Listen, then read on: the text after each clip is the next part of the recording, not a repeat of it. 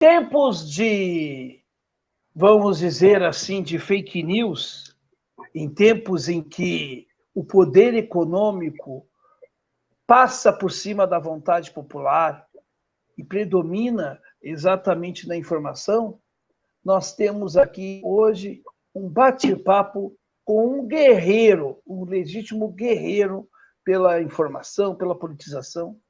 E esse guerreiro ainda está num estado onde as coisas estão complicadas para nós progressistas, trabalhistas, enfim. Mas ele não desiste. Ele é um brasileiro e não desiste nunca. E é com muito orgulho que a gente apresenta aqui, conversa hoje, aqui no podcast da Legalidade, com Bruno Marques. Mas a gente só vai conversar mesmo a partir de agora, depois da vinheta.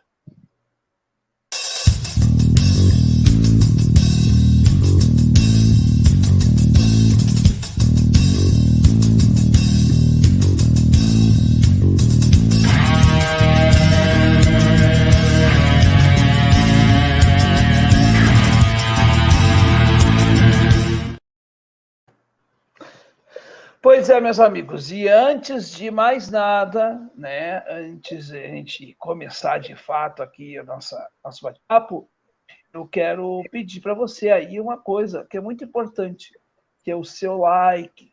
Se você chegou pela primeira vez aqui ao canal A Voz da Legalidade, deixe a sua inscrição aqui, aperte o botãozinho do sininho para ter as atualizações, aquela coisa toda, né, que você já deve saber. Enfim, e se você, né, puder compartilhar, se você achar interessante esse conteúdo, se você gostar desse conteúdo, por favor, compartilhe e passe para mais pessoas, para que a gente possa realmente criar uma rede de reflexão, né, sobre as coisas do Brasil.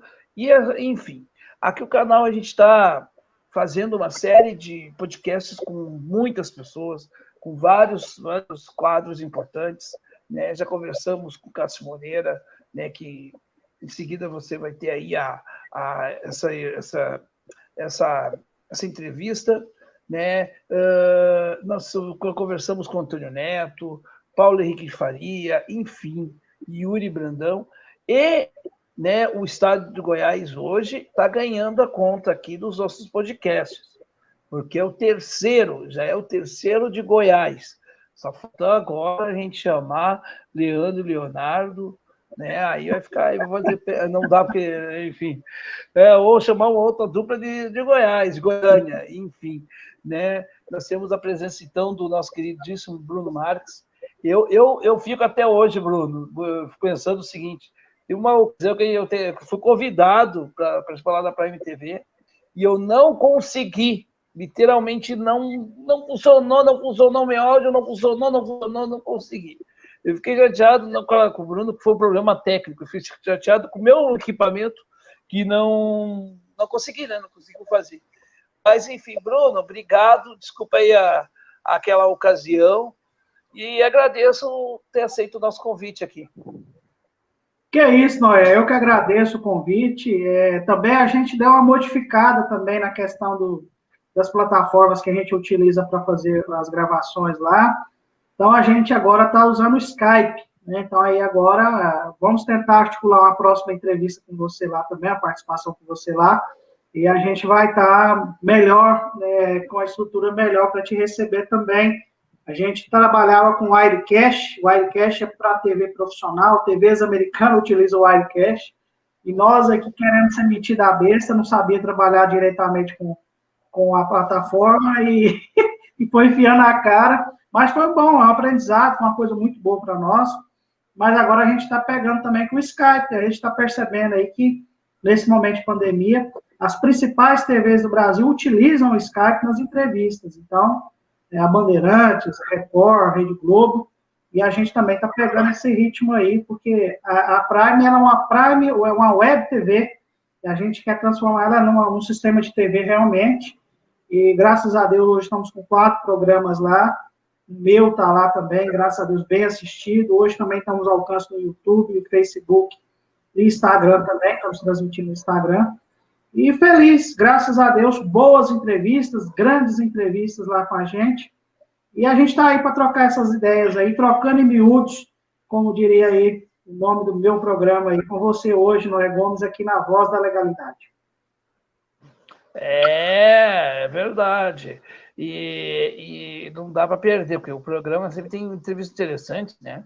E uma coisa interessante também que o Bruno faz é que ele convida todo mundo, né? Não tem essa de convidar só uns. Né? Esses dias eu estava vendo, ele estava entrevistando um ex-ministro da Agricultura da época do Médici, né? Isso é Sim, interessante.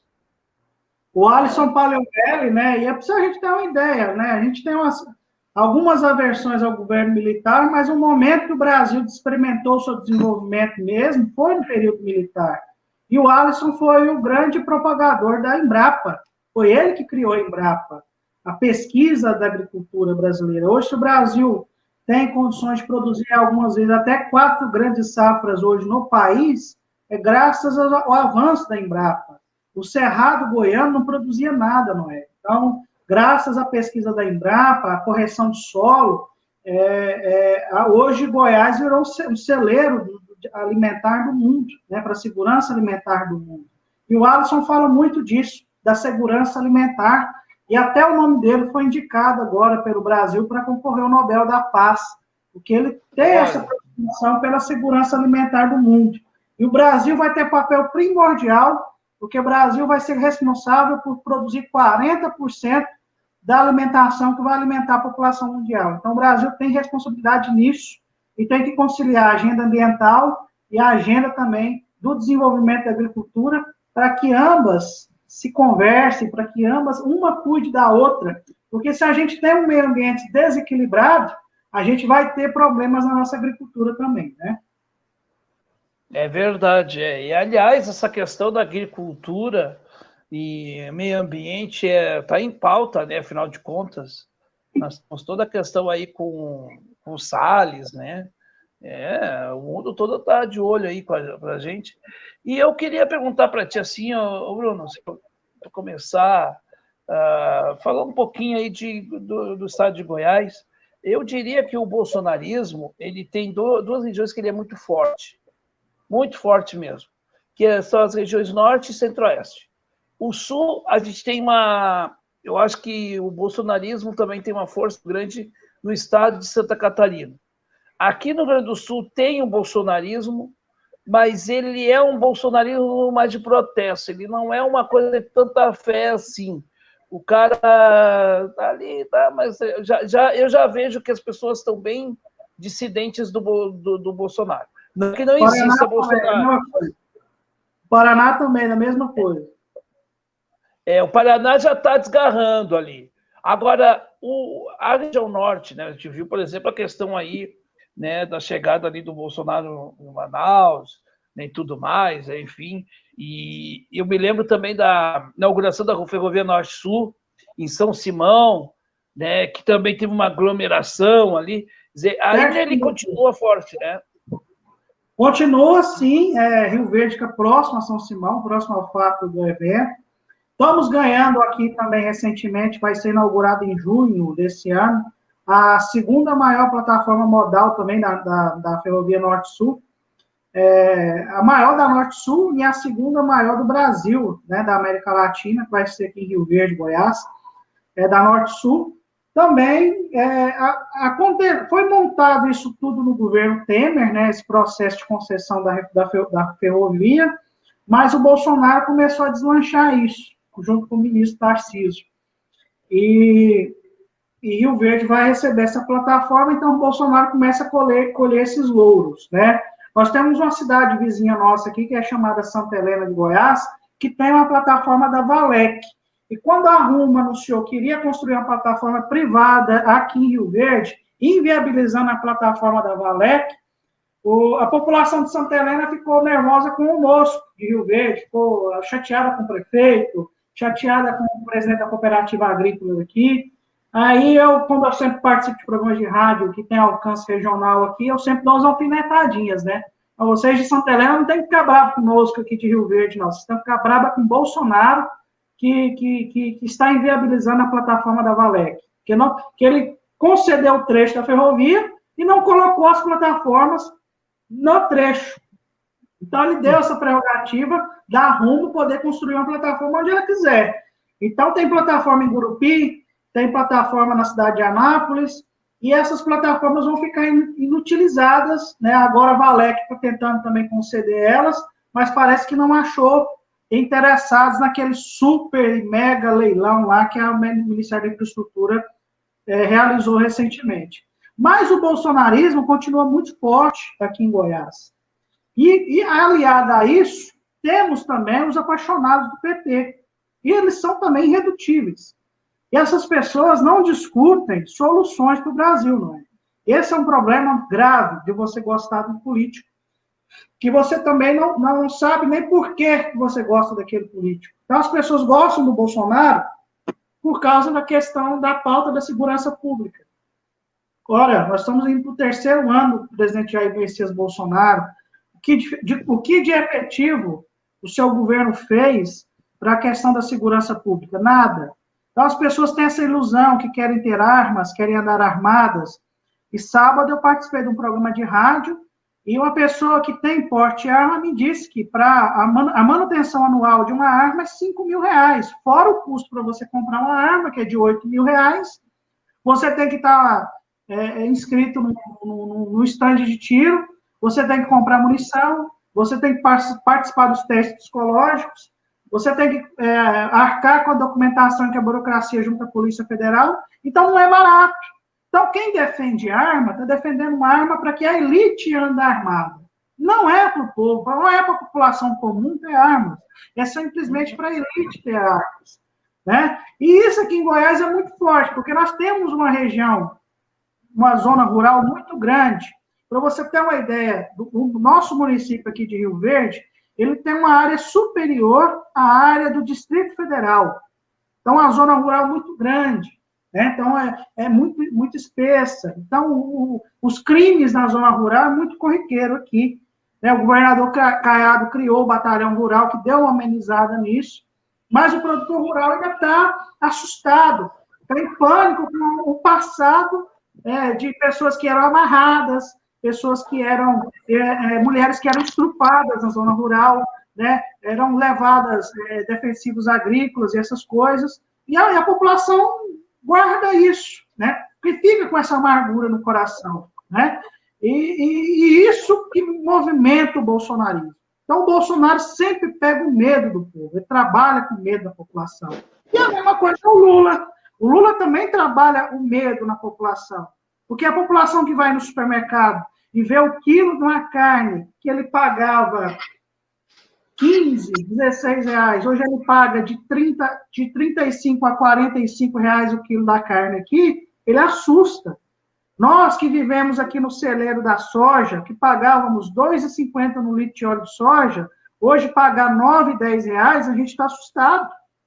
Então, a gente não está, a gente está frustrado com essa situação. Então, fica essa. Voltamos os corruptos para o poder e tenhamos um custo de vida menor. Será que eles vão conseguir isso? Eu acho que também não vão conseguir. Porque eu nunca vi o Lula criticar a política de preço da Petrobras, eu nunca vi o Lula falar de um projeto nacional de desenvolvimento do país, e nós aí ficamos também com a desordem, com a bagunça econômica do Bolsonaro, simplesmente para não deixar o PT voltar para o poder. Então, aí fica aí, de 35% a 40% dos eleitores presos desses dois espectros políticos, e os demais aí desiludidos com a política. Aí aparecem os aventureiros, Luciano Huck, João Dória, que também não tem nada para acrescentar na política, na vida pública brasileira, e fica aí o Ciro Gomes, junto com o seu eleitorado, falando sozinho, as pessoas não ouvem, as pessoas têm fobia ou xenofobia com a figura de uma pessoa vinda do Nordeste, que tem sotaque nordestino, né? Não querem ver a eficiência, não querem ver o passado daquela pessoa, simplesmente trabalha com teorias. Imagina se ele fosse presidente, seria assim, assim, assado. Então, assim, tentam jogar tinta na figura do Ciro Gomes, como ele tem uma frase que é muito clássica, querem esfolar o carteiro para que o povo não leia a carta, porque querem manter a hegemonia de PT e Bolsonaro. E isso vai acontecer. A gente vai ver em 2022 o tucanato cair em São Paulo e pode ser que um bolsonarista vire governador de São Paulo. São Paulo é a maior engrenagem econômica do Brasil. Será que o Brasil vai aguentar isso? O Brasil não aguenta isso mais. Pois é, mas eu acho também, isso é uma possibilidade, a gente tem que olhar para essa possibilidade, né, Bruno? Essa questão aí do bolsonarismo ainda está vivo e resistente, né? Porque nós temos um presidente que está aí apavorado, né? Com relação à CPI, né? Nota-se hoje, por exemplo, o discurso do filho dele, o Flávio, é risível, né? Quer dizer, eles estão preocupados com a aglomeração. Até então não estava preocupado com a aglomeração. O pai dele diz que o povo tem que trabalhar, que é mimimi, ficar o resguardo mimimi. Mas ele, para ele é normal, quer dizer, é um poço de incoerência que não dá, né? Não dá, e a gente sabe que tem a questão da eficiência administrativa, insiste em manter o ministro da Economia ineficiente, insiste em manter o ministro do Meio Ambiente, que está dando trabalho para ele, né? Mas é tudo interesse, Noé. Eu vi uma reportagem, eu também conheço ali a região da Bahia, que é a cidade de Campo Formoso, minha esposa é de lá, e lá é a capital das Esmeraldas. Mas a capital brasileira das Esmeraldas, mas a qualidade de vida do povo é uma vergonha. A cidade é uma vergonha. Entendeu? Não há qualidade de vida para aquela gente. E a maioria da população ainda vive no campo, vive na zona rural, vive da produção de alimentos dele, na agricultura familiar. Então, os benefícios, os royalties da mineração que deveria existir, não chegam a quem deveria chegar. Tem pessoas lá que não têm banheiro, tem casas que não têm saneamento básico, que não têm água. Então, a gente está falando da capital brasileira das Esmeraldas. E foi encontrada lá na região um bloco de esmeralda avaliado em R$ 1 bilhão. Esse bloco de esmeraldas, com certeza, ele é pesadíssimo. Ele saiu do garimpo sem emissão de nota, ele foi parar na cidade de Juazeiro, na Bahia, que fica ali na divisa com Petrolina, no Pernambuco, e de lá foi parar na Inglaterra. O Brasil não recebeu nenhum real de impostos ou de royalties desse minério, que vale hoje US$ 1 bilhão. Então, assim, o Bolsonaro ele tem interesses nisso. Seus eleitores, os mineradores que não querem a legalização da exploração mineral do Brasil, né? Os exploradores de madeira. Então, essas pessoas são bolsonaristas. Essas pessoas querem que esse sistema se perdure. Mas o Lula também não resolveu. O Lula também não resolveu esse problema. E nós tínhamos a ministra Marina Silva lá, que saiu pela porta do fundo do petismo. Foi traidora. Foi taxada como traidora. Ela começou a regularizar isso daí, né? Mas aí a gente para pensar o que está acontecendo com esse país. É porque o povo vota com o intestino. O povo não vota com o cérebro. O povo não faz uma reflexão, Noé, do que está em jogo, do que está se colocando em risco nesse país. Então, assim, fica essa preocupação. E assim, o governador Ronaldo Caiado, quando ele teve uma desavença com o grupo bolsonarista, a popularidade dele caiu muito aqui no estado, né? Agora ele tentou a reaproximação esses tempos, ele conseguiu recuperar esse pouco prestígio que ele tinha perdido. O delegado Valdir, que disse que implodiu o presidente, faz de tudo quanto é tipo de situação para se aproximar do bolsonarismo, mas não consegue. Então, eu acho que ele vai ter alguma dificuldade. Eu acho que eleito ele vai, mas ele vai perder muitos votos, né? E a gente está vendo aqui o PSDB desfacelar. Marconi Perillo está praticamente sozinho no partido. Outras grandes lideranças do PSDB local estão indo para o Patriotas, ou seja, estão turbinando o grupo bolsonarista aqui em Goiás. E outros que eram do PSDB vão para o DEM. E aí a gente está nessa expectativa se o DEM nacional fecha com o Ciro Gomes. Mas se o DEM nacional fecha com o Ciro Gomes, eu tenho uma certeza para cravar para você. O DEM local, o DEM de Goiás, ele vai com o Bolsonaro. Pois é, e aí eu te pergunto o seguinte, tu falou um pouquinho aí, Bruno, sobre essa figura que é histórica da política, que é o Caiado. Caiado, né? O Caiado, aliás, ele surfou muito, né, na onda do lavajatismo, né? Ele cresceu Sim. muito. Aliás, o bolsonarismo ele cresceu na onda do lavajatismo, depois ele criou uma, não sei se tu concordas comigo, uma via própria, porque daí houve uma separação entre lavajatistas, né, e bolsonaristas a partir da questão ali da cisânia com o Sérgio Moro, e o Caiado foi muito atacado pelo Bolsonaro, né, pelas medidas sanitárias, até porque o Caiado é um médico. E aí, como é que estão essas medidas sanitárias? Ele ainda continua fazendo aquelas medidas que ele fez lá no início e que causou um conflito com o Bolsonaro? Como é que está essa questão aí do combate à Covid no estado de Goiás? Antes da gente entrar nessa pauta da Covid, mas entra nesse brecha que você fala aí da questão da mutação do lavajatismo no Brasil. O lavajatismo ele despertou no Brasil a figura das pessoas que eram contra a política. Eu sou apartidário. Surgiu o MBL, né?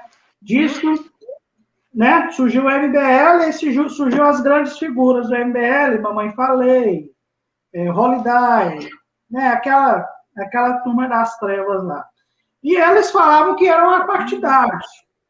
Mas no primeiro momento a gente vê Fernando Holiday, eleito vereador, eu falo, eu não vou para a reeleição, né? Meu único mandato é para fazer acontecer e pronto. Quando ele tem a oportunidade de sair, ele vai para a reeleição e vence de novo. Né? Mamãe Falei vira deputado estadual, é expulso do Democratas, vai para outro partido. Então, assim, é os caras que negavam a política, mas hoje eles estão seguindo à risca o manual tradicional da política nacional brasileira. Eles não querem mudar o jogo da política brasileira. Eles querem fazer parte do jogo. Eles querem fazer parte da turma. Eles querem também mamar. É isso que eles querem. Eles não querem reforma política, eles não querem uma mudança de moralidade do Congresso Nacional. Não, eles não querem. Eles querem mamar. E depois do MBL, né, o lavajatismo também cria o bolsonarismo. É como um vírus que vem a várias mutações, a várias variantes, né? Ou de uma ele vira 4, 5, 6 variantes, e esse vírus contaminou a política nacional brasileira. Né? A gente acha que vive uma democracia, mas é mentira, a gente não vive uma democracia. Porque o sistema eleitoral brasileiro, o bolsonarismo, o MBL, se adaptou ao sistema político brasileiro. Também por quê? Porque nós também se adaptamos. O PDT se adaptou, o PT se adaptou, o PSOL se adaptou. Por que não é discutida a reforma política no Brasil? Estão falando que vamos ser votados do Centrão. A legislação eleitoral, acusam-se que a Constituição de 88 é uma coxa de retalhos. Não, aqui é coxa de retalhos de verdade, é a legislação eleitoral brasileira. Essa precisa ser mexida. Essa precisa ser mudada. Mas a gente vai mexer em benefícios. Por exemplo, quem mantém o seu Carlos Lupe não é o fundo partidário? Não é o fundo eleitoral? Nós estamos falando do nosso campo. Nós vamos falar de pessoas queridas. Merecedor, merece? Conduz um partido político? Conduz, merece. Mas há quanto tempo que o Carlos Lupe é presidente do PDT? Será que não apareceu ninguém brilhante dentro do partido, capacitado a ser presidente nacional da sigla? Por que a gente tem esses presidentes eternos? Roberto Jefferson. O PT tem um ar de mudança, né? de mudança de presidentes, mas, na verdade quem usufrui dos benefícios de mandar no PT é o Lula. O Lula usufrui a estrutura do PT para ele. Né? Vive em Lauro de Freitas, na Bahia, para o mar, numa beleza, no romantismo com a Janja. Mas eles vivem desse luxo dos partidos políticos. Mantêm também os privilégios para os presidentes estaduais das siglas. Então, as pessoas não querem mexer na reforma política. Então, quando surgem essas pessoas aí, eu sou do movimento tal, eu sou do movimento conservador, eu sou do movimento isso, essas pessoas simplesmente querem entrar no grupo, querem entrar na patotinha da política, e não querem mudança. Essa é a verdade. Agora, em relação à Covid-19 aqui em Goiás, Caiado teve algumas dificuldades, porque ele queria centralizar as decisões nele. E alguns prefeitos, né, alguns aliados ao ex-governador Marconi Perillo, que ainda tem força política no Estado, que não está derrotado ainda, e ele é financiado pelo governador João Dória, né? Então, o Dória ainda tenta manter o Marconi vivo para também ter uma influência no Estado, mas eu acho que esses marconistas são mais bolsonaristas do que o próprio Marconi Perillo, entendeu? Então, esses prefeitos começaram a jogar mais duro com o governador Ronaldo Caiado. Mas, no frigir dos ovos, ele conseguiu fazer um lockdown de 14 dias, fecha 14 dias e abre 14 dias. E ele fez isso por 3 semanas. E deu uma tranquilidade aqui no sistema de saúde do Estado. Morreu muitas pessoas conhecidas da gente, muitas pessoas queridas. Houve até um temor no Estado em algum momento, mas parece que está mais tranquilo. A gente viu números recentemente que até o dia de ontem, o Brasil já tinha superado o número de mortos do ano passado em relação à Covid-19. Então, é algo assustador que está acontecendo no país, e Goiás faz parte disso. Mas relembrando que, na época que estava faltando oxigênio no Amazonas, o governador Ronaldo Caiado, ele disponibilizou a estrutura de saúde de Goiás para receber doentes do Amazonas e trouxe eles para cá.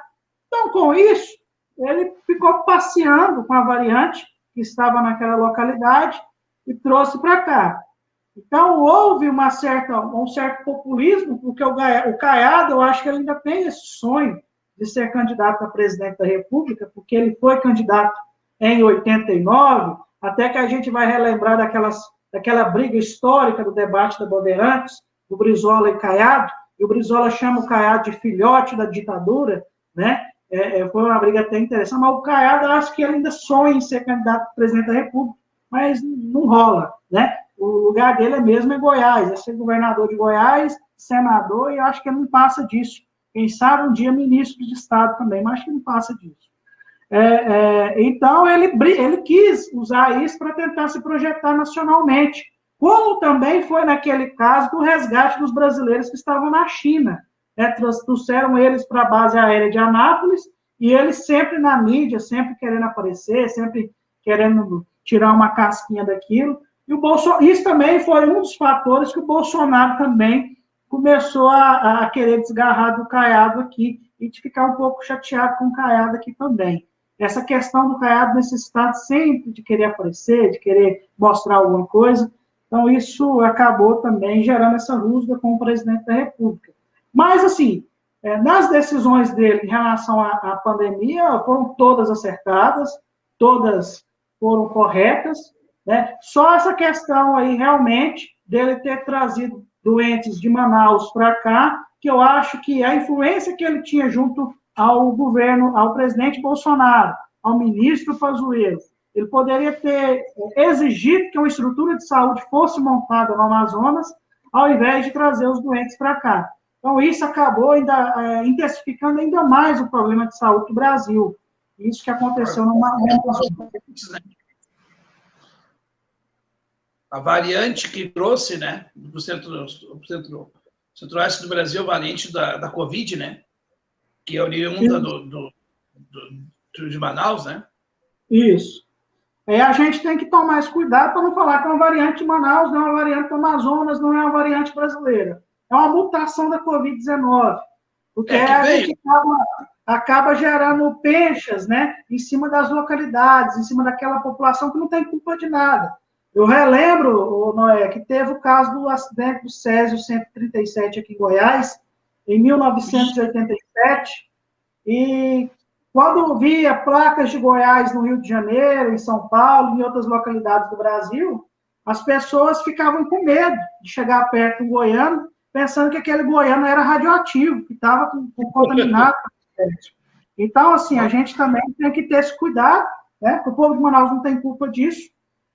Eleger um Bolsonaro, tem culpa porque elegeu um governador bolsonarista. Né? O Wilson Lima era apresentador de programa policial, né? O Siqueira Júnior foi para o lugar dele lá na TV A Crítica, né? Lá em Manaus, e ele virou governador.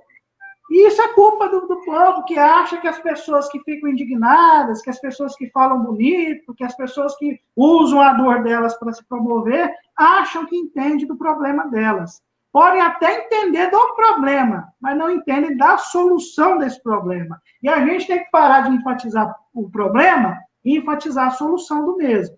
E é isso que a gente tem que ficar preocupado, bater recentemente. Que as pessoas não querem discutir solução de problema. As pessoas só querem falar do problema, mas não querem resolver o problema. É verdade, é verdade. Aliás, o Ciro tem feito um material aí, hoje lançou, inclusive, um vídeo aí falando sobre isso, né? Dizendo, né, com relação que a solução sempre dá o mesmo método, né? No Brasil precisa de uma solução diferente, né? Um caminho diferente. Então, não é o neoliberalismo o caminho, a solução para os problemas do Brasil, né? Não, a gente vê o governo americano, o presidente americano, destruindo o consenso de Washington. A gente vê economistas falando que o consenso de Washington ruiu. E só vemos economistas brasileiros com isso na cabeça. Nós temos uma secretária da Economia aqui em Goiás, que é a senhora Graziela Schmidt, indicada pelo incompetente Paulo Guedes, que ela só quer economizar, ela só quer cortar, ela só quer... E Goiás não tem obra. A gente não vê obra no estado de Goiás, um estado tão importante. Está chegando a ferrovia da Norte-Sul aqui na nossa região, mas para os grãos chegarem até a plataforma e até os trilhos do trem, tem que vir por rodovia. E as nossas rodovias aqui são um lixo. As nossas rodovias aqui são um carro. Né? Nós somos uma potência agrícola. Nós somos uma cidade de 300 mil habitantes, não é? Eu exagero até nos números, são 230 mil, mas somos 300 mil habitantes, com PIB anual de R$1 bilhão, uma cidade de Rio Verde, entendeu? Então, assim, e a gente vê obras no estado só para Aparecida, Goiânia e Anápolis. O interior do estado é esquecido. Rio Verde é a maior cidade do interior do estado, não goza de privilégio junto ao governo do estado. O norte goiano é abandonado. Hoje eu vejo a história da divisão do estado do Tocantins, desde a época do Império, que tentavam dividir aquela parte norte de Goiás ali, né? Conseguiram com a Constituição de 1988. E aquela região já era abandonada na época que era Goiás. Imagine, hoje ela é carente de infraestrutura do Tocantins, né? Mas melhorou muito depois da divisão. Imagine quando era Goiás. Então, Goiás também precisa desse projeto nacional de desenvolvimento. Goiás também precisa de um projeto. Nós tivemos um governador aqui, chamado Mauro Borges. Foi bem na época do governo João Goulart. E o Mauro Borges, ele criou as centrais elétricas do estado de Goiás, criou a indústria química do estado de Goiás, que produzia remédio a preços populares para a população. Hoje a Iquego não faz nem álcool em gel. Então, querendo vender a Iquego, não fazem mais nada, sucatearam o estado. Nós tínhamos um banco do estado, que era um banco de fomento, arruinaram esse banco. Então, assim, destruíram a estrutura, o tecido econômico brasileiro, achando que um bilionário, um barão, iria tirar dinheiro do bolso para investir em infraestrutura no interior do Brasil. Não vão fazer isso. Né? Rio Verde cresceu graças à construção de Brasília, mas nós temos outras regiões do Brasil, como no miolo do Mato Grosso, como no miolo ali do Matopiba, que é Maranhão, Tocantins, Piauí, Bahia, que precisam se desenvolver, que precisam de rodovias. Então, assim, é tanta coisa para se fazer nesse país, E esses caras ficam preocupados com o ego, brigando, atacando jornalistas, atacando pessoas que eram parceiras há anos atrás, hoje parece que não serve mais essas pessoas, né? Porque o Lula é um ingrato em relação ao Ciro Gomes, é um ingrato. Ajudou demais na questão da transposição do Rio São Francisco. E na hora dele falar da obra, ele fala em primeira pessoa. Ele acha que não teve uma equipe por trás para auxiliar ele. A ministra Marina Silva foi importante também na transposição do Rio São Francisco. Mas aí vai e deixa o Bolsonaro terminar a obra. Aí o Bolsonaro terminou a obra, aí onde que chegou as águas, as pessoas vão reconhecer quem? Bolsonaro. Vão reconhecer o Bolsonaro. Então, assim, a gente tem que entender essa eleição como um jogo de xadrez. Como eu te disse nos bastidores, a gente está preocupado em derrotar o bolsonarismo no executivo, mas prepare-se, eles vão vir forte para as câmaras legislativas estaduais e federais, eles vão vir forte para o Senado Federal. A bancada bolsonarista vai crescer em 2022. E se o Lula for presidente, ele não governa. Se o Lula for presidente, ele não governa. Se o Ciro Gomes for presidente, vai ter uma dificuldade imensa, mas ele vai conseguir conversar com esse povo. Agora, se o Bolsonaro ganhar de novo, aí você só entregar para Deus, porque o trem vai. Nós vamos sofrer umas sanções econômicas indiretas, ou seja, a gente vai ser tirado dos debates nacionais, dos debates internacionais, não vai ser convidado para mais nada, e a gente só vai servir para vender soja e carne para esse povo, mais nada. Quer dizer, e é uma tristeza dizer, ver isso, porque esse pessoal aí se organizou. Você vê que tem aí uma bancada, e não está num partido, está em vários partidos, porque os partidos para eles não têm importância. Eles estão democratas, eles estão no PP, eles estão no, sei lá, eles estão onde né? Eles não valorizam, eles têm desprezo pela democracia. Eles desprezam os partidos políticos. Por quê? Uma situação, não é? A principal ferramenta para fazer democracia nesse país é partido político. E os partidos políticos são as coisas menos democráticas desse país. Nós estamos falando quantos anos o Carlos Lupe é presidente do PDT. Existe eleição para a presidência do PDT? O PDT é democrático? O PDT não é democrático. O Jorge Moraes, aqui em Goiás, é presidente estadual da sigla. Quantos anos que ele é presidente estadual da sigla? Então, essas pessoas não querem discutir essas situações. Nós estamos vivendo um problema democrático muito grave, a democracia está correndo sério risco de ruptura. Mas por quê? A principal ferramenta para fazer democracia desse país não é democrática. Então, as pessoas, os jovens, vão perdendo os interesses pela política por causa disso. Vão perdendo o tesão por causa disso. Olha, se você olhar o PDT daqui de Rio Verde nas eleições municipais, não é?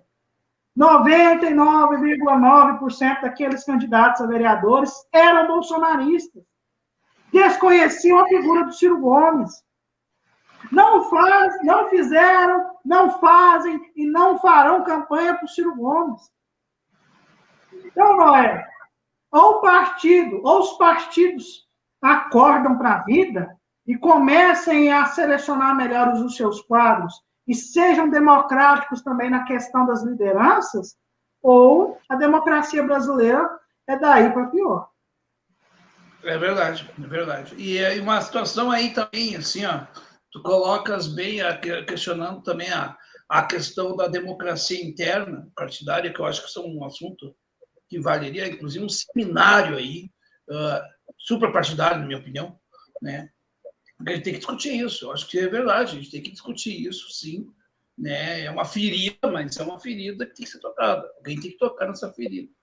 E eu acho que foi bem pertinente essa tua fala, muito importante que a gente fale sobre isso.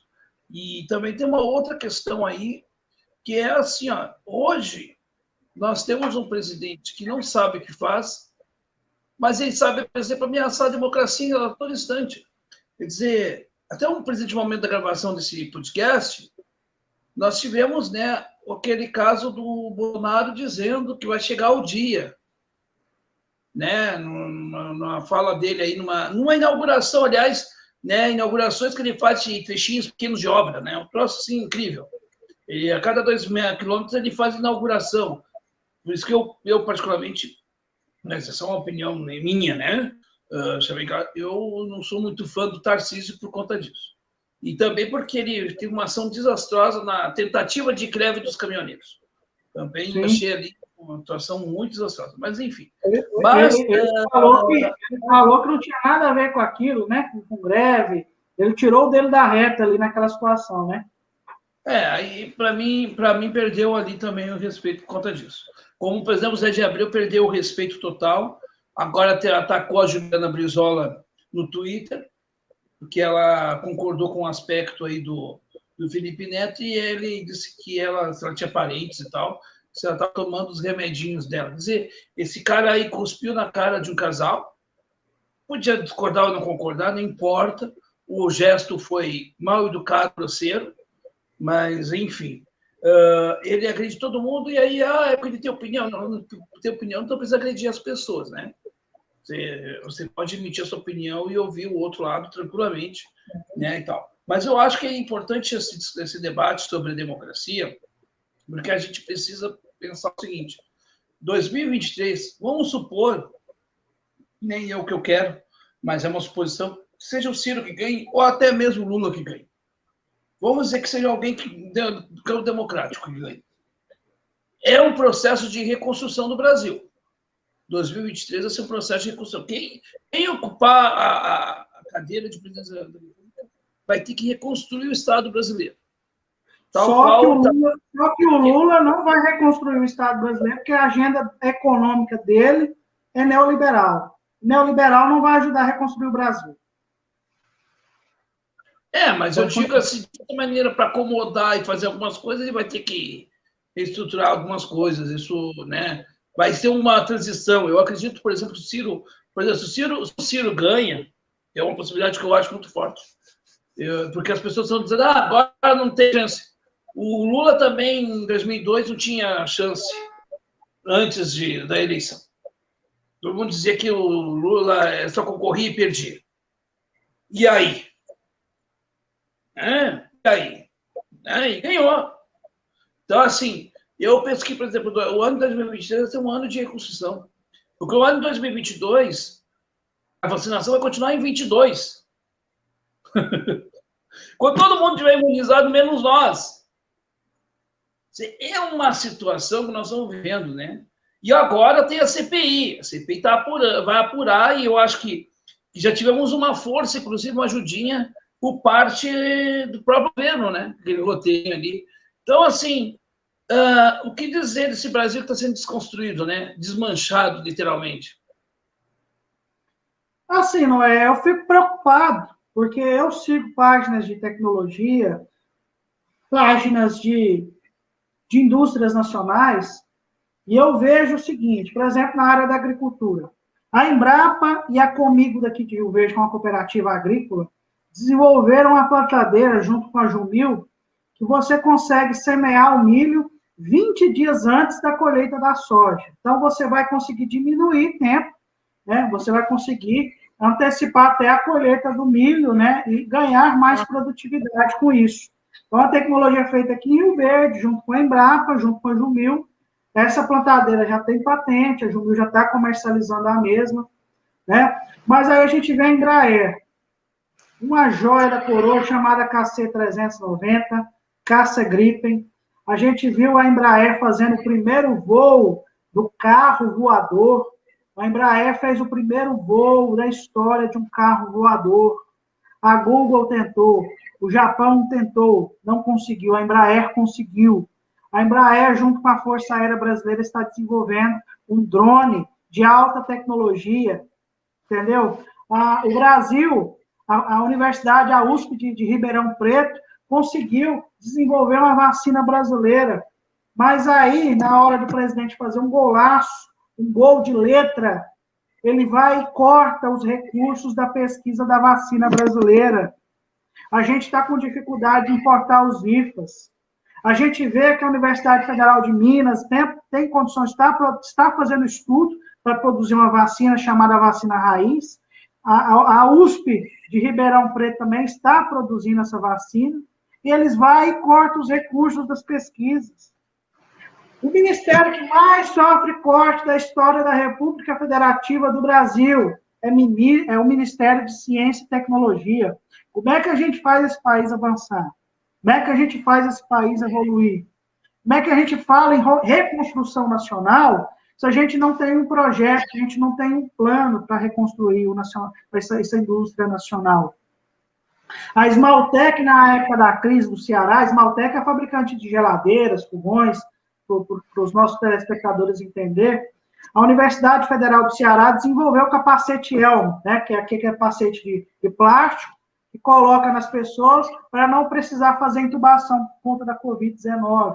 A Esmaltec, inteligente como ela é, parabéns para a empresa, foi e está produzindo o capacete Elmo em larga escala. Então, está produzindo, está abastecendo o mercado brasileiro e está começando a exportar esse capacete também para outros países. Mas a gente não vê cadê o BNDES para oferecer linhas para a ampliação do Parque Industrial da Saúde, do Complexo Industrial da Saúde? Existe um Complexo Industrial da Saúde dentro do Ministério da Saúde, desativado, que era um grupo que reunia todos os fabricantes de insumos hospitalares do Brasil e que discutia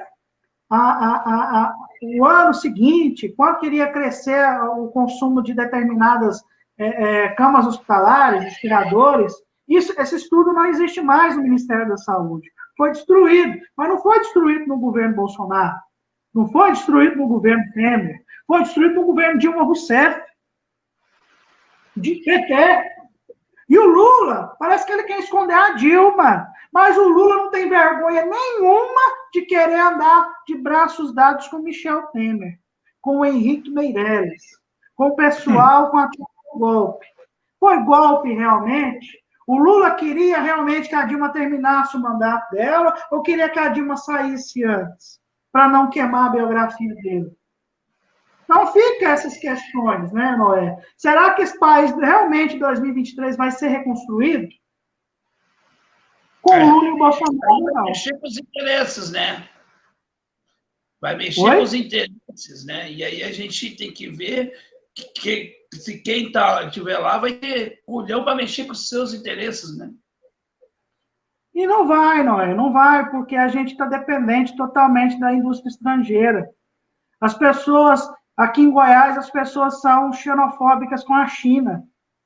Mas não tem problema nenhum em negociar. Não tem problema nenhum em negociar a sua soja com o mercado chinês. Não tem problema nenhum em vender o seu milho para o mercado chinês. Não tem problema nenhum em comprar esse computador que eu vos falo do mercado chinês. E odeiam a China. Falam mal do povo chinês, que não tem culpa de nada. O governo chinês foi brilhante na questão da ativação da sua indústria.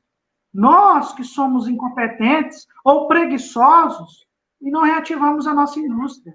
O professor Paulo Gala tem uns grupos de WhatsApp onde ele envia análises econômicas. Eu ouvi essa semana ele falando sobre a questão do período. A pandemia fez a capacidade instalada da indústria crescer durante a pandemia. Mesmo com o fechamento de Ford, de Sony, de LG, mesmo com o fechamento dessas indústrias, a capacidade instalada da indústria cresceu, porque havia uma dificuldade de importação de alguns insumos durante o momento mais grave da pandemia. Então, o que aconteceu? O industrial começou a produzir aqui no nosso país. Quando o mercado de exportação começou a ficar mais ou menos normalizado, o que ele faz? Ele volta a desativar os parques industriais instalados no Brasil. Então, não compensa ter indústria no Brasil. Por que não compensa ter indústria no Brasil? O que está acontecendo com o nosso país? Então, é isso que a gente tem que avaliar. E ninguém quer avaliar. Qual que é a importância dos estados nesse processo de industrialização. A Varig, do Rio Grande do Sul, faz falta hoje para a balança de pagamentos do Estado do Rio Grande do Sul. Simplesmente deixaram a empresa falir, não viabilizaram a criação de uma nova empresa e ficaram por isso mesmo. Então, assim, cadê a cabeça desse povo?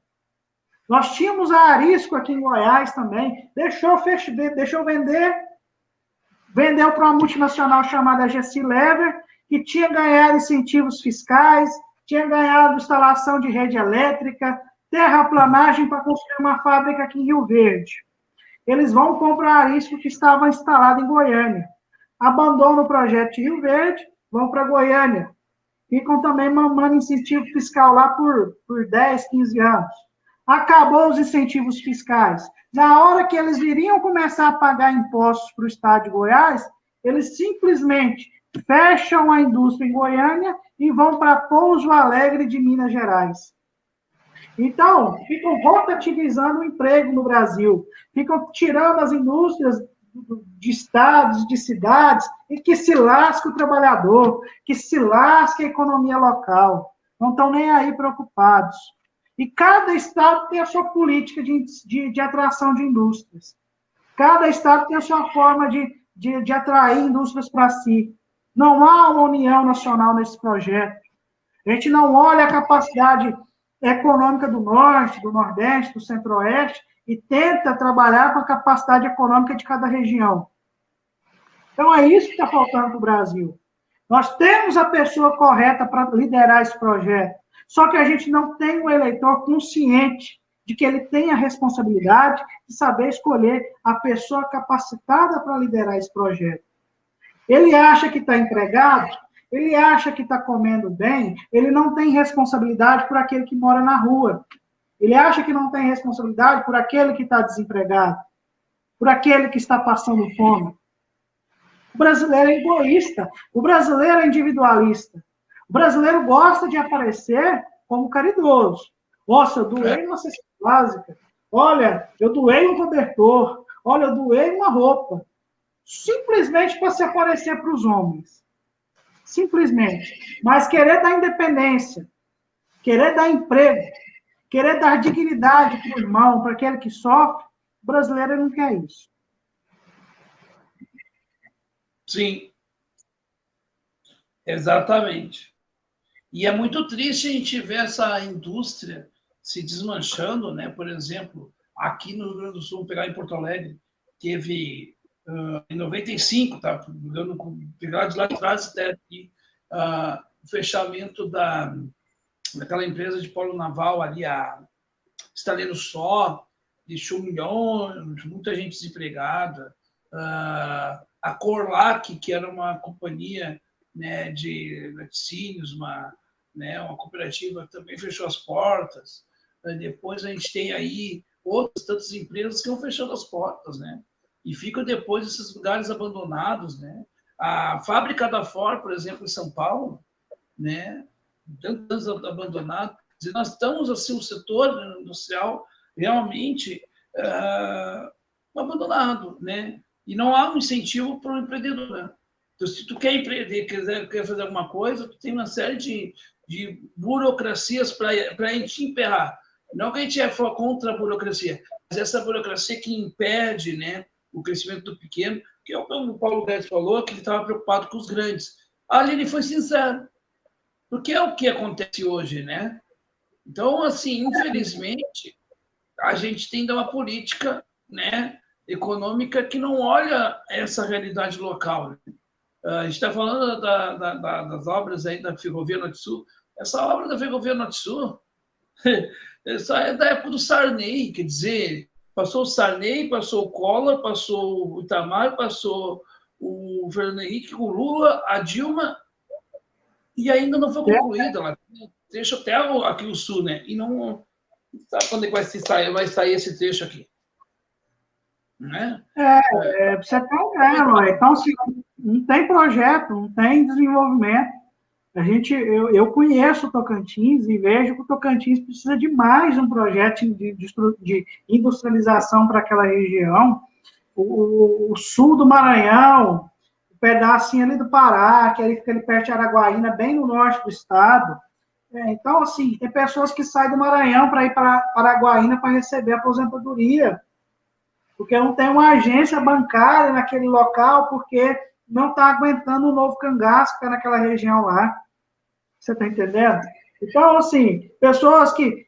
olha, as bancadas de segurança pública foram as que mais cresceram em todas as casas legislativas, sejam elas de vereadores, sejam elas de deputados estaduais e federais. E a violência não diminui. É coronel não sei do quê, é delegado não sei da onde, é inspetor não sei do quê, e esses caras não têm projeto para segurança pública. Simplesmente porque é policial, porque usou farda, porque sabe manusear uma arma de fogo, mas não tem projeto, não tem a inteligência para gerir um sistema de segurança pública. O Temer cria o Sistema Único de Segurança Pública, mas não deixou orçamento disponibilizado para financiar o SUS.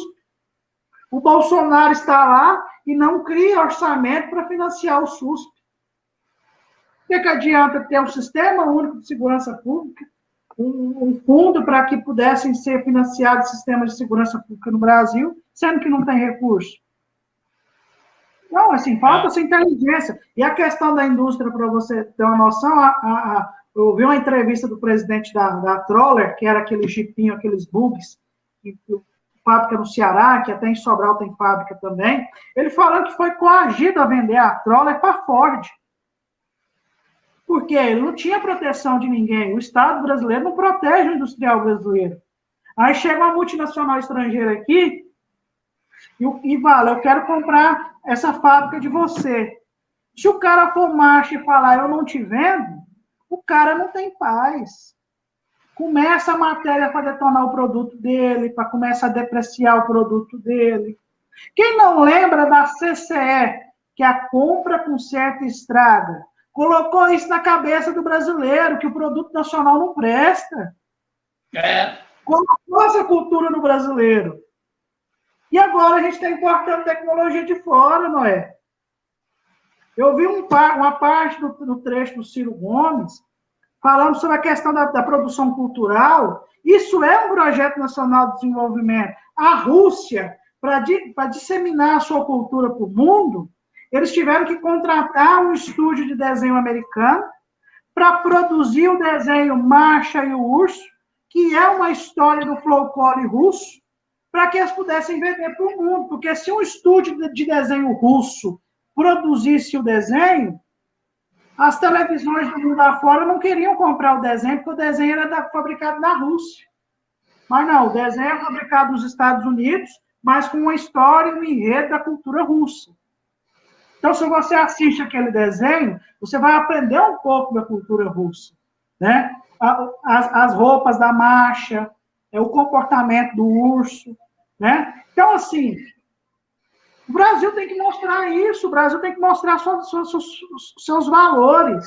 A gente vai comparar a abertura da Copa do Mundo feita pela FIFA em 2014, era uma animação brasileira que só mostrava a pobreza do Brasil. Só mostrava a pobreza do Brasil. E mostrava a pobreza e a floresta amazônica. Mas não mostrava a riqueza cultural do Brasil. Aí a gente pega a abertura da Copa do Mundo da Rússia de 2018, lá a gente vê o Balé Bolshoi, lá a gente vê o Sputnik, lá a gente vê vários feitos da cultura russa, a gente vê a catedral lá também, lá, a gótica, né, ortodoxa lá, né? Então, você vê a diferença.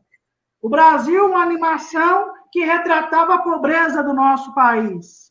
Na abertura da Copa de 2014 da FIFA. Os telespectadores podem acompanhar no YouTube aí, compara as duas aberturas para vocês verem. E a abertura da Copa do Mundo da Rússia, aquela beleza.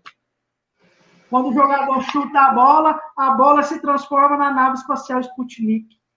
Mostrando a tecnologia russa, os investimentos em ciência e tecnologia.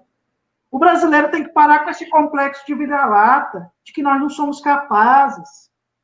Foi desenvolvida agora, Noé, uma notícia que eu recebi recentemente, que vai misturar hidrogênio e etanol.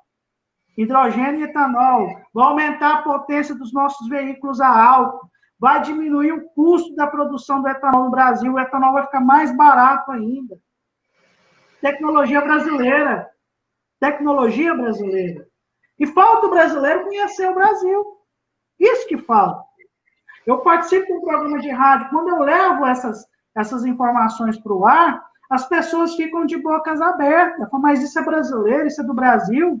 Isso é do Brasil. A plantadeira que eu te falei, que você pode semear o milho 20 dias antes de colher a soja, foi feita a pesquisa aqui em Rio Verde. Eu te pergunto se algum jornalista local trouxe o pesquisador para entrevistar ele em qualquer emissora local, ou do estado de Goiás, se a pesquisa foi feita em solo goiano. Ninguém. Ninguém. Só o meu canal que abriu espaço para ele. Só quando eu cobri as férias de um companheiro lá na rádio, fiquei um mês lá na rádio, lá, eu abri o espaço do microfone para ele. Mas voltando a essa questão da mídia, Noé, o Bolsonaro, ele fala que ele não tem espaço nas grandes mídias, mas o Bolsonaro tem um espaço na mídia que a gente menospreza, que é a imprensa regional. A imprensa regional ela tem mais alcance e mais poder que a Rede Globo. A imprensa regional tem poder, porque ela fala com a dona de casa, ela fala com o pedreiro na obra, ela fala com o mecânico na oficina, que ele liga o rádio e deixa o rádio lá, em qualquer momento passa uma notícia lá, ele está ouvindo. E a imprensa regional do interior brasileiro, ela é bolsonarista, ela é fechada com o Bolsonaro. Quando eu substituí esse colega meu lá nas férias dele na rádio, eu senti o que é uma pressão no sistema de rádio, de quem você pode entrevistar e de quem você não pode entrevistar. Senão você perde patrocínio. É verdade. Entendeu? Não, até tu pegar, por exemplo, a TV A Crítica, que a história dela, rapidamente, ela era uma afiliada da extinta TV Tupi, da Rede Tupi, e depois foi mudando, até ela virar uma emissora local, que olha só, que conseguiu um programa numa rede nacional, dizer, uma rede local com projeção nacional, e quem projetou esse Siqueira aí, né? Quer dizer, Siqueira já andava no Nordeste. Ele era famosão no Nordeste, por causa da internet também, a internet ajudou muito ele nisso, mas a TV A Crítica, ela assim, olhando para a questão cultural, da questão televisiva, é um marco para a história televisiva do Brasil, porque você pode forçar as emissoras regionais a quererem produzir conteúdos de qualidade para pudessem ser transmitidos nacionalmente. Mas as emissoras nacionais têm preconceito com o interior do Brasil. Tem. O SBT, por exemplo, tem exclusividade do campeonato chamado Copa do Nordeste. Mas ele só transmite no Nordeste brasileiro. Ele acha que não tem torcedor do Bahia aí no Rio Grande do Sul. E tem. Ele acha que não tem torcedor do Fortaleza aqui em Goiás. E tem. Talvez as pessoas só querem ver um futebol de qualidade também. Senta na frente da televisão e quer ver o jogo.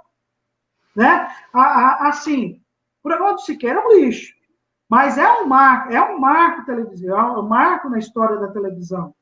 Então, assim, deveria incentivar as emissoras regionais a quererem também produzir conteúdos para que fossem disponibilizados nas redes. Mas as emissoras regionais, elas estão acomodadas.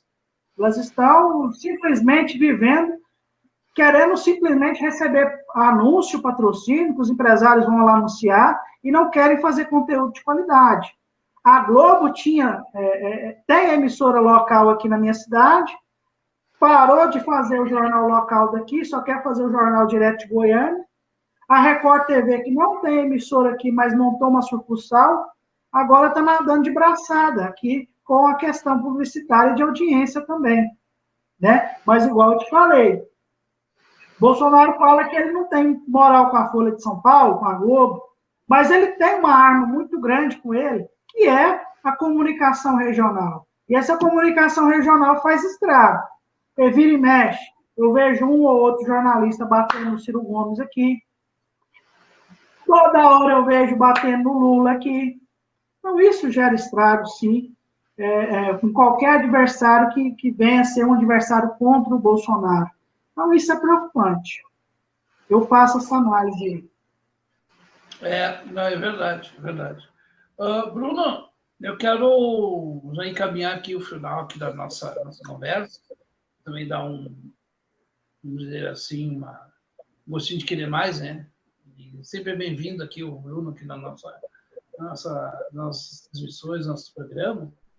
Eu queria, então, perguntar para ti, assim, para a gente encerrar, o que tu acha dessa CPI? Tu achas que ela tende a dar certo a CPI da Covid e ser, talvez, aí o processo da desconstrução do Bolsonaro ou não? O Congresso Nacional, ele age como se não tivesse responsabilidade na condução da pandemia. Tudo isso poderia ser evitado se tivesse aceitado um único simples pedido de impeachment como presidente da República. Eles acham que não era a hora, que não era o momento, e as coisas foram se agravando. A gente viu aí recentemente a Anvisa negar o uso da vacina Sputnik V. E o laboratório da Sputnik fala que a Anvisa sequer fez um convite ou solicitou que visitasse as instalações da fabricante lá em Moscou. E eles falam, no relatório, quando eles negam essa vacina, que não há condições sanitárias seguras para a fabricação da vacina. Então, baseado em que eles fazem esse relatório? O consórcio Nordeste, o consórcio de governadores da região Nordeste, perdeu o primeiro lote. O primeiro lote ia ser entregue agora, poderia até acelerar o processo de imunização da população brasileira, mas a Anvisa, politizada, estruturada politicamente falando, negou as vacinas. Aí eu fico pensando o seguinte, o Renan Calheiros como relator. Tá, mas quem entrou na justiça contra isso foi Carla Zambelli também, que não tem moral nenhum para falar nada de Renan Calheiros. Né? O problema é a qualidade do investigador.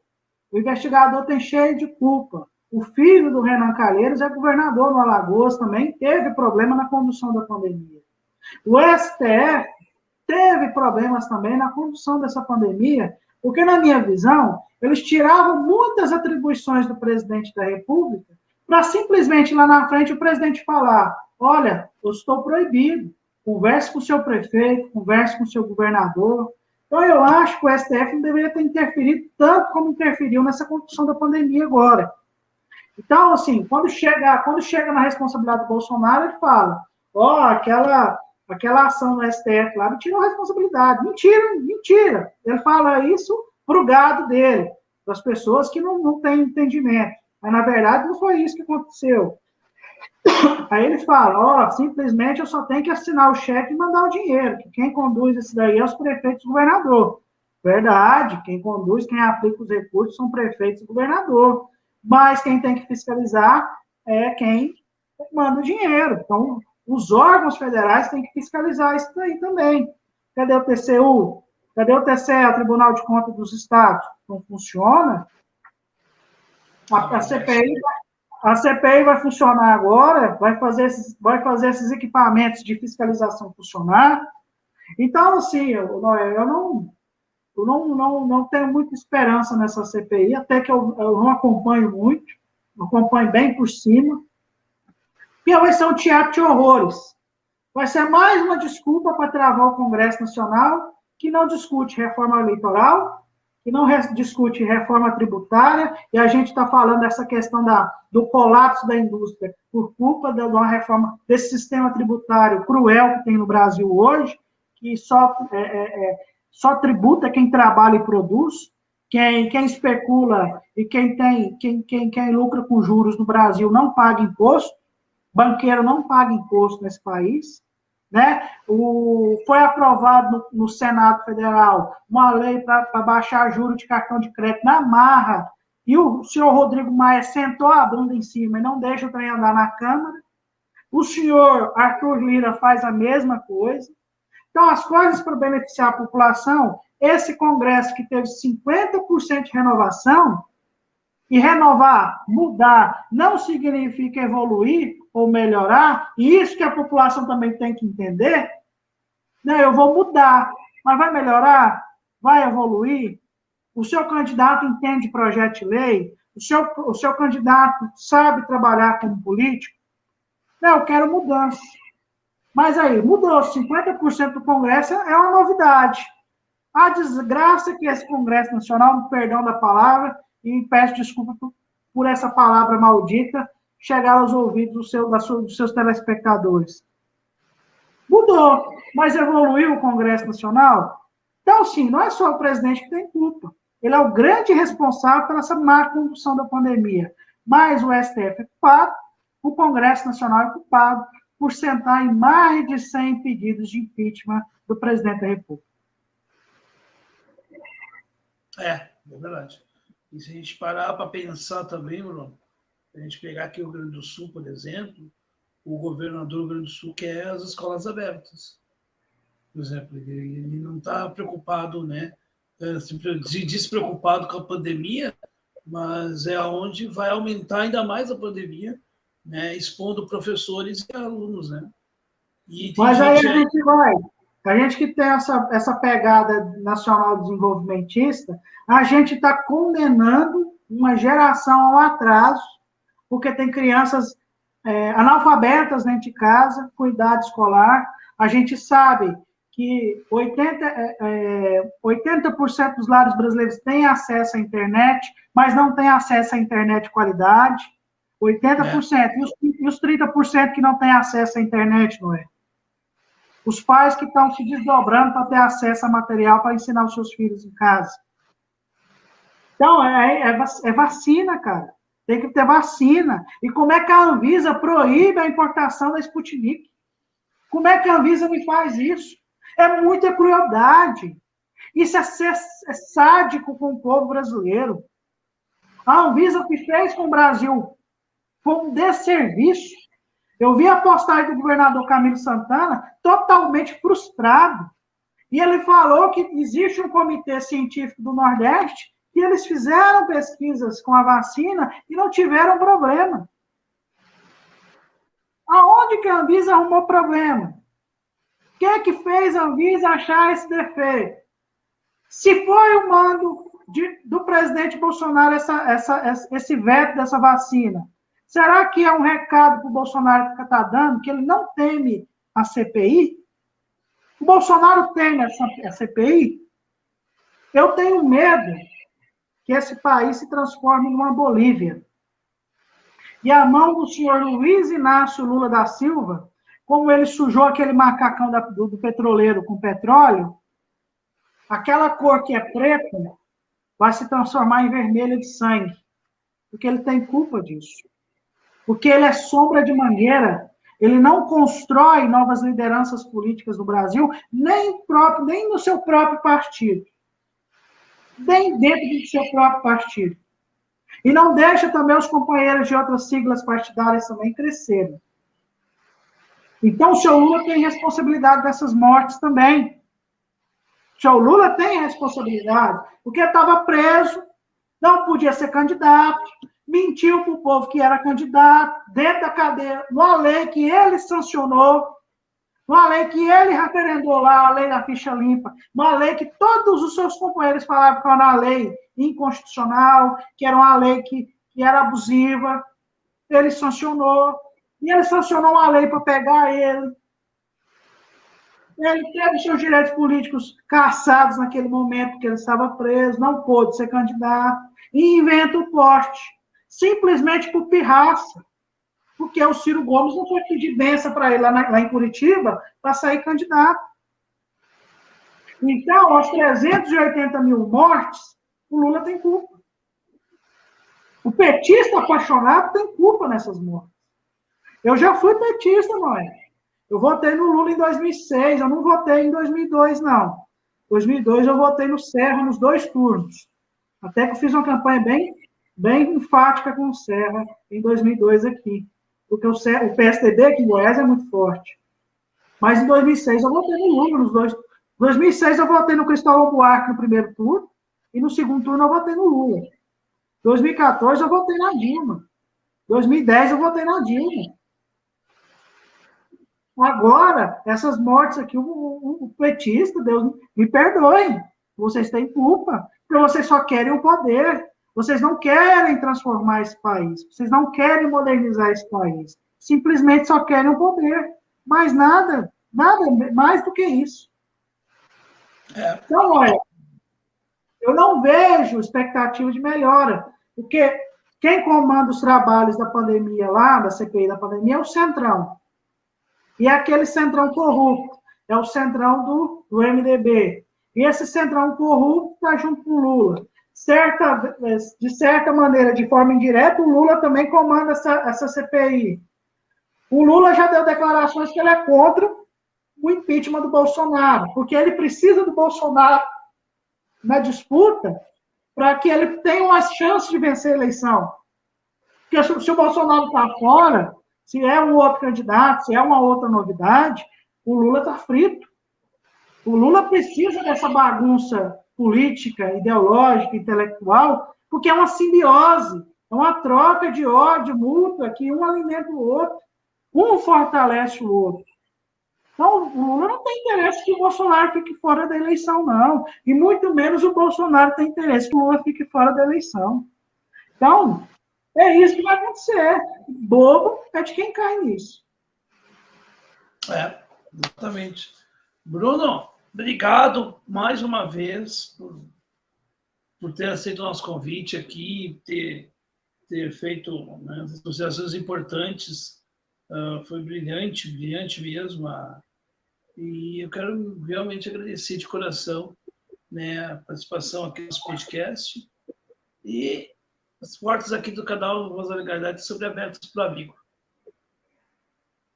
Ô, Noel, que eu agradeço, né, aproveitando a sua audiência, já convidar também os amigos para se inscrever no meu canal no YouTube, né, que é Trocando em Miúdos com Bruno Marques, e dizendo também que a gente está sempre no ar, aí toda sexta-feira, 19 horas, pela Prime Studios TV, Facebook, Instagram, também no YouTube, sempre com a entrevista bacana aí para vocês. Essa sexta-feira eu não sei ainda quem eu vou entrevistar, a gente está fechando ainda a pauta, a gente está fazendo muitos convites, mas brevemente, dia 4 agora, eu vou gravar com o Bresser Pereira, vou falar um pouco de economia, e também com o Márcio França, ex-governador de São Paulo, também já vamos gravar em breve com ele. Mas tem outras entrevistas gravadas lá, do vidente Carlinhos, que bombou, que é o vídeo mais assistido no meu canal, 26 mil visualizações, onde faz uma previsão para o Ciro Gomes, fala também do Luciano Huck, de outros políticos lá, fala do Bolsonaro também, do Lula, e é bacana. Então, vocês puderem acompanhar lá meu programa, lá meu canal, tem entrevista com o Luiz Gonzaga Beluso, Mauro Benevides Filho, também tem lá com o Antônio Neto, enfim, várias entrevistas bacanas lá, vocês podem acompanhar o Trocando em Miúdos com o Oi? O Carlos Lupe também esteve lá, né? O Carlos Lupe também esteve lá com a gente, e inúmeros outros convidados. Então, tá sempre, acompanha, eu peço vocês para acompanhar o nosso canal e também acompanhar aqui o amigo Noé Gomes aqui na Voz da Legalidade. Então, forte abraço, Noé, forte abraço, turma boa da Voz da Legalidade. Muito obrigado, Bruno, obrigado aí à audiência, e a gente volta aí, até a próxima, seja nas nossas lives ou também aqui no podcast da Legalidade. Um abraço a todos e fiquem